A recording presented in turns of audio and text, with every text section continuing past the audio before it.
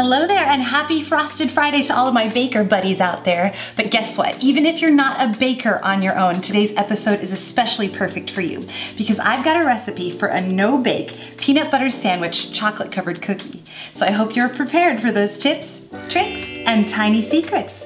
Let's get started.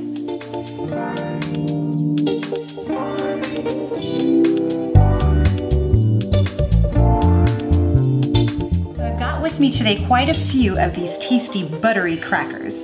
What I'm gonna do is I'm gonna take one side first and take a bit of peanut butter, spread it all the way across so that it's even and a nice thin layer. Creamy is my preference, but if you like crunchy, that can work too. Sandwich them together and voila, step one is done. I've got with me today something that I purchased at a hobby store. This is a chocolate mold. As you can see, it fits perfectly to where these sandwiches can go right inside. Now I know what you're thinking, where does the chocolate come into play? Well, we'll get to that in just a second. But before we do, I'm gonna finish these sandwich cookies here.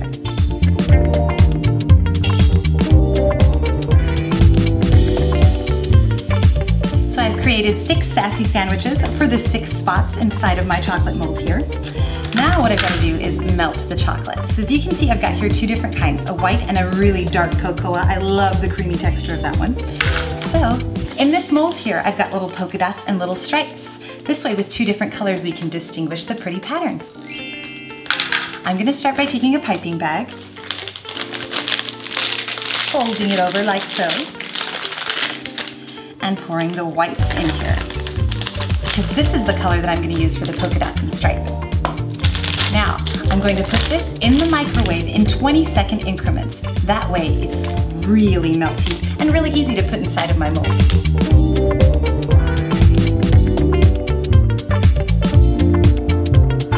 Chocolate melted to perfection, check. Next, we're going to go ahead and fill in the details on this little cookie sheet. I'm gonna take my scissors and cut a thin, teeny tiny hole right here at the end, like so, super small. And I'm gonna start with the polka dots here. Now what's great about these candy molds is when you're going through the hobby store, you see all different kinds. They've got hearts, they've got stars, they've got cute little numbers for anniversaries and birthdays. Oh, you'll never get bored there. And now for our chocolate step 2. I'm gonna go ahead and do the same exact thing with those 20-second increments to ensure that our chocolate stays delicious and does not burn. And then I'm gonna go ahead and pour it inside on top of the white chocolate. Chocolate bag number 2 is a success. I'm really excited to show you one of the best ways that works for me to ensure that all of your chocolate is absolutely melted. You kind of got to squish the bag a little and see if you feel any extra pieces. If you don't, and if it's nice and warm, you know you did a good job. So on this piping bag, I'm going to cut a hole at the end also, but I'm going to make it a little bit bigger, so I'm going to cut a little bit higher up in the piping bag.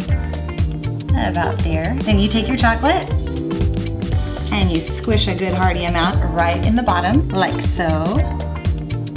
And you want to pour just enough in so that when you put your cookie sandwich on the inside, the chocolate comes up towards the edges.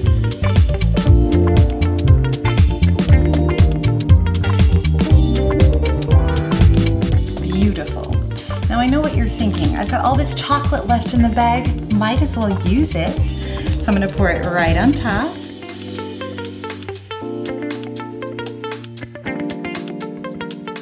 And one of the things that helps this chocolate to be evenly dispersed amongst that buttery cookie is if you just pat it right on the bottom like that. And as soon as you're done with that swivel, these guys are going in the freezer for 10 minutes. And then they're ready. That's it, done, ready to eat. One of my favorite things about this recipe is you don't even have to be patient. They're done in 10 minutes and you're ready to eat them. So I'm gonna take a bite.